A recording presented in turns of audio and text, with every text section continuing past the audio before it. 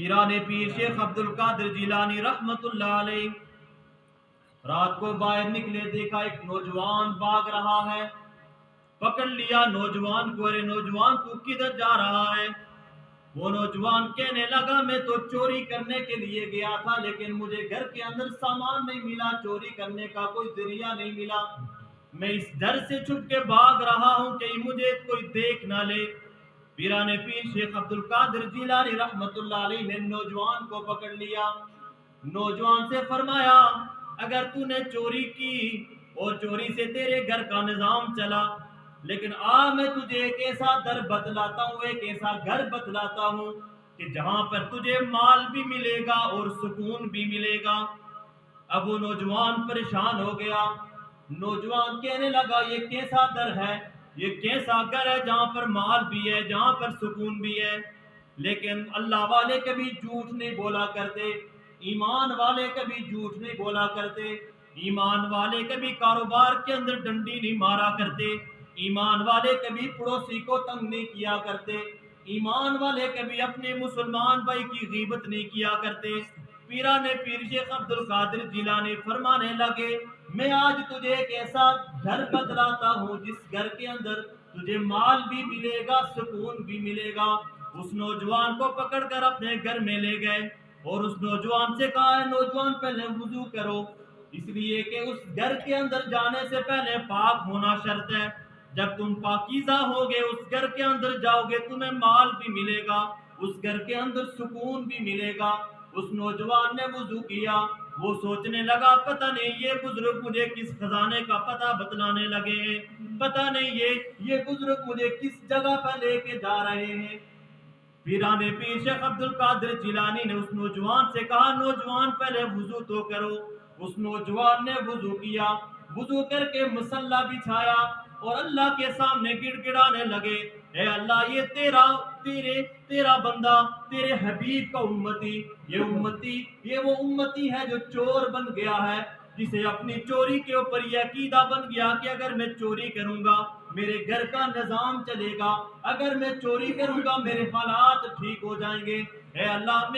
میں نے تیرے سامنے لا کر اسے کھڑا کر دیا، تو اسے ہر طرح کا سکون بھی عطا فرما، ہر طرح کا مال بھی عطا کرا۔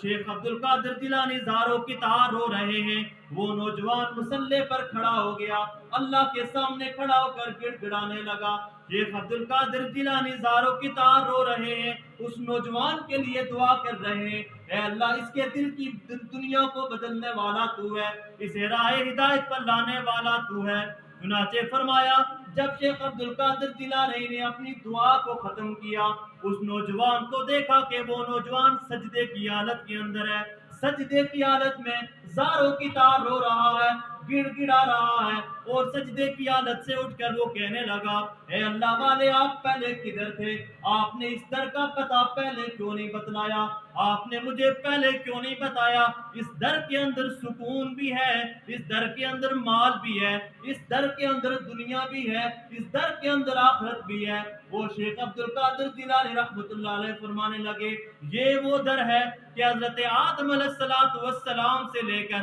آج تک لوگ اس در کے خزانے لوٹ رہے ہیں، لیکن آج تک ان خزانوں میں کمی نہیں آئی ہے، اور آج سے لے کر قیامت تک لوگ ان خزانوں کو استعمال کرتے رہیں گے، لیکن اس خزانے کے اندر ایک ذرہ برابر کمی بھی نہیں آئے گی۔ شیخ عبد القادر جیلانی اس نوجوان سے فرمانے لگے اے نوجوان تو نے توبہ کر لی ہے، تو نے توبہ کر لی، اپنے گناہوں سے معافی مانگ لی ہے، اب اس توبہ کا طریقہ یہ ہے کہ تو نے جس کا مال لوٹا ہے اس کے مال کو واپس کر دو، جس کا تم نے دل دکھایا ہے اس سے معافی مانگ لو۔ وہ نوجوان کہنے لگا ٹھیک ہے میں ایسا ہی کروں گا۔ اس نوجوان نے ایک لسٹ تیار کی اور اس لسٹ کے اندر ان لوگوں کا نام لکھا جن لوگوں کے گھر کے اندر جا کر اس نے چوری کی تھی، اور وہ چوری کی تھی وہ سارا کا سارا مال اکٹھا کیا، وہ سارا کا سارا مال جمع کیا اور ہر ایک کے گھر کے اندر گیا او میرے بھائی، او میری بہن، میں نے تیرے گھر کے اندر سے یہ چوری کی تھی، میں نے اللہ سے توبہ کر لی اور مجھے اللہ سے امید ہے کہ اللہ مجھے معاف فرما دیں گے، یہ میرے پاس جو تیرا مال تھا چوری والا یہ میں نے تیرے سامنے پیش کیا، جو مال بچ گیا ہے مجھے اللہ سے امید ہے کہ تو بھی مجھے معاف کر دے گا۔ اب یہ ہوتی ہے اصل توبہ. انسان جب توبہ کرتا ہے تو خالی مذہبی توبہ نہ ہو کہ خالی استغفر اللہ نہیں. انسان جب توبہ کرتا ہے تو اس کا طریقہ یہ ہے کہ توبہ کرنے کے بعد اس کے ذمے جو نمازیں قضا تھی ان نمازوں کو ادا کرے. اس نے اگر کسی کی زمین دبائی ہوئی تھی اس زمین کو اس کے حوالے کرے. اگر اس نے کسی کا مال چرایا تھا غلط طریقے سے ناجائز طریقے سے وہ مال اس کا واپس کرے. اس لیے کہ حقوق اللہ اور حقوق العباد ان دونوں کو جب تک پورا نہیں کرے گا اس وقت تک اللہ اس کی توبہ کو قبول نہیں فرمائے گا. تو انسان جب نماز کے علاوہ وہ کام کرتا ہے جو اللہ کی رضا والے ہیں جو رسول اللہ کی تعلیمات والے پھر شیطان نماز کے اندر اس کے دل میں وسوسے نہیں ڈال سکتا. اب وہ نوجوان